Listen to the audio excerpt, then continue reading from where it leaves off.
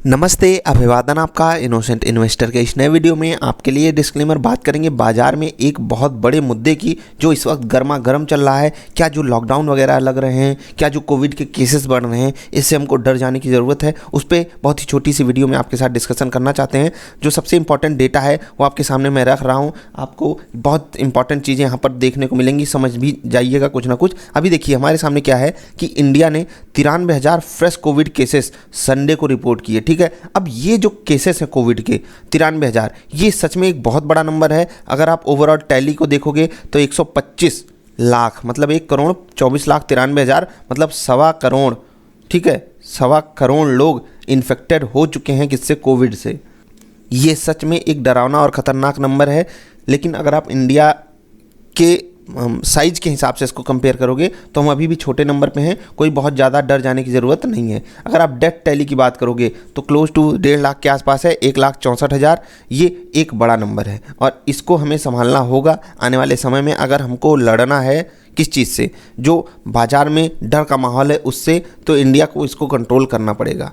और अगर रियलिटी में भी इंडिया को आगे चलना है बिना किसी दिक्कत के, तो ये डेथ टैली को कंट्रोल करना होगा, क्योंकि यही जो है वो डर का माहौल बना देगा देश में। ओवरऑल सिचुएशन अगर आप समझना चाहोगे तो ये जो केसेस बढ़ रहे हैं, इसके कारण महाराष्ट्र गवर्नमेंट जो है वो वीकेंड्स पे अब लॉकडाउन लगाने का फैसला इवन कर चुकी है। 8 PM से 7 AM तक लॉकडाउन लगा रहेगा, फ्राइडे से लेकर के। और ये नंबर जाएगा कहाँ तक, मंडे तक।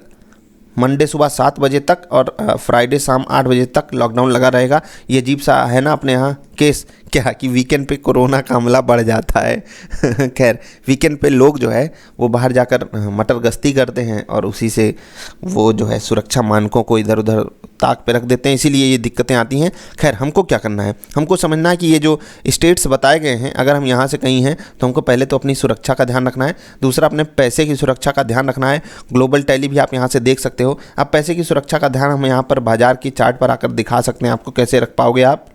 लेकिन उससे पहले मैंने जो अभी आपके सामने डेटा रखा है, ये सच में एक सीरियस डेटा है हमारे सामने जो बनकर आया हुआ है। हम अब बाजार को समझने की कोशिश करते हैं। आपको मैं वो चार्ट नहीं दिखाऊंगा जहां पर बाजार लगातार ग्रो की है पिछले 9-10 महीनों में।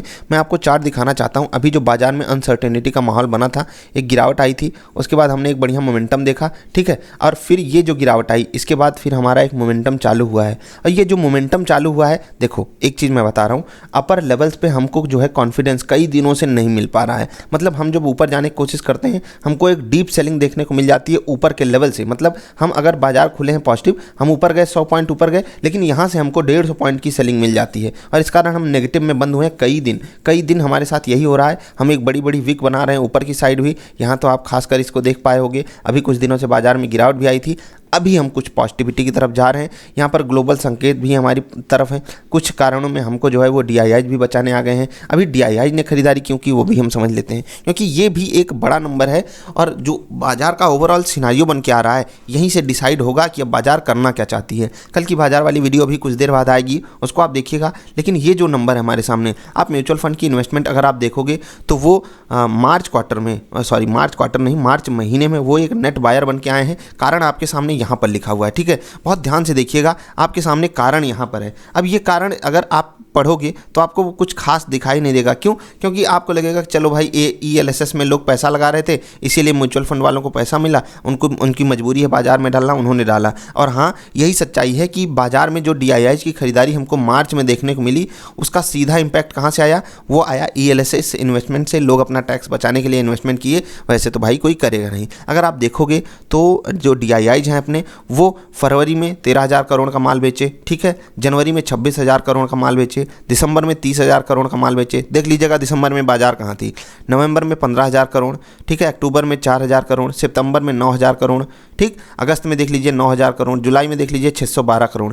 ये है, आप यहाँ पर देख लीजिए बिफोर दैट, मतलब इस घटना से पहले मार्च में जो घटना हुई, इससे पहले म्यूचुअल फंड्स वालों ने इतना पैसा विदड्रॉ किया है मार्केट से। मतलब आप सोचिए कि प्रॉफिट बुकिंग किस हद तक जारी है भारतीय बाजारों में। रिटेल इन्वेस्टर पैसा कमाना नहीं चाहता, इनडायरेक्ट वे में अगर हम जानना चाहें तो यही है। उसको थोड़ा सा प्रॉफिट दिखाई दिया, वो एग्जिट कर जाता है। ठीक, अब यहाँ पर आप देख भी सकते हो, सिंपली लिखा हुआ है कि जो आउटफ्लो आया है ये प्योरली प्रॉफिट बुकिंग है।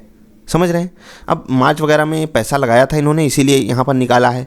हम यहाँ तक 2 डेटा हमारे सामने आया। पहला कि जो म्यूचुअल फंड वालों की बाइंग है वो मजबूरी की बाइंग है। जो लॉकडाउन का केस है वो सीरियस होता जा रहा है, कोविड का केस है वो सीरियस होता जा रहा है, देश में एक दिक्कत वाली सिचुएशन आ रही है। तो यहाँ पर कौन से स्टॉक्स को दिक्कत होती है वो अक्सर हम वीडियोस में डिस्कस करते रहते हैं, लेकिन क्या बाजार में गिरावट आ जाएगी उसके लिए हमने एक वीडियो डाली है कि अगर बाजार गिरी तो क्या होगा, और अगर गिर गई क्या हम कुछ संभाल पाएंगे, उसके लिए आपको तैयारी बना कर रखनी है, वो ज़रूर देखिएगा। ये न्यूज़ आपके लिए बहुत ज़रूरी थी तो इसको भी मैंने आपके सामने रखा। जो DIIs की खरीदारी है वो फेक साबित हो चुकी है, मैं यहाँ पर यही आपके साथ डिस्कस करना चाहता हूँ। वो क्लोज टू 300 करोड़ की बिकवाली ही किए हैं अप्रैल के पहले दिन, और ये अच्छा संकेत बिल्कुल भी नहीं है, क्योंकि मार्च में लगातार मार्च के अंत में उनकी तरफ से खरीदारी की गई, क्योंकि दबा के इन्फ्लोज आए हैं म्यूचुअल फंड्स में, ELSS में, इक्विटी लिंक्ड सेविंग स्कीम, यही होता है ना। हाँ, ELSS में दबा कर पैसा आया, उसका पैसा कहाँ पर आया, स्टॉक मार्केट में आया, म्यूचुअल फंड्स वालों ने मजबूरी में ख़रीदा है, उन्होंने कोई हमको जानबूझ के यहाँ पर सपोर्ट दिया नहीं है। तो अलर्ट अलर्ट अलर्ट अलर्ट, क्यों? क्योंकि जो हमको लग रहा था कि DIIs हमारे पक्ष में आ जाएंगे अब अगर FIIs बेचेंगे, ऐसा कुछ हमें ज़मीनी स्तर पे होता हुआ नहीं दिखाई दे रहा है। कुछ लोग एकदम शुरुआत से यही बात बोल रहे थे कि ये सब मजबूरी वाली बाइंग है, और देखो हमेशा ये चीज़ होती है, हर मार्च में यही चीज़ होती है, लेकिन यहाँ पर सिनारियो कुछ चेंज होता हुआ दिखाई इसलिए दे रहा था क्योंकि लगातार DII ने बिकवाली की है, उनकी तरफ से खरीदारी आ ही नहीं रही थी। जब लौट के आई हमें भी यही एक बार लगा कि चलो हो सकता है कि ये एक स्टेबल खरीदारी हो, लेकिन नहीं है। FIIs की तरफ से इवन 150 करोड़ की खरीदारी आई है, कुछ यहाँ पर भी कुछ खास है नहीं, पुट बाइंग है उनकी तरफ से। हम बहुत ही बढ़िया लेवल पे भी खड़े हैं। कल की बाजार वाली वीडियो में आपके साथ लेवल्स और डिस्कस किए जाएंगे कि कल बाजार कहाँ पर खुल सकती है, उसको अभी ज़रूर देखिएगा। हम मिलेंगे फिर से किसी अच्छी वाली वीडियोज़ में, तब तक के लिए आई होप कि आपको कुछ ना कुछ ज़रूर समझ में आया होगा, और लॉकडाउन को थोड़ा सा सीरियसली लीजिएगा। अगर आप उस एरिया में आते हैं, मास्क वगैरह का इस्तेमाल कीजिए, एक दूसरे की मदद करते हुए चलिए, चीज़ों को संभालिए। देश संकट में है तो उसको हम ही आप संभाल सकते हैं, ऐसा तो है नहीं कि कोई थर्ड पार्टी आकर संभालेगा। तो आप सब जो भी कर सकते हैं वो करने की कोशिश कीजिए।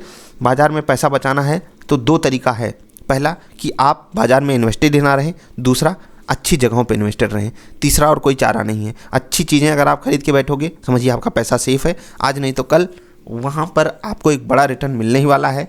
कुछ हमने बहुत कुछ झेला है, ये भी झेल जाएंगे। और दूसरा तरीका है बचने का, आप वही पैसा मत डालिए बाजार में, फ्रेश पैसा लिक्विड फंड, FDs या कैश पे रहिए, वो आपके लिए ज़्यादा बेटर रहेगा। आई होप आप यही चीज़ करोगे और आगे अच्छा डिसीजन लोगे। हम मिलेंगे फिर से किसी अच्छी वाली वीडियोज़ में, तब तक के लिए नमस्कार।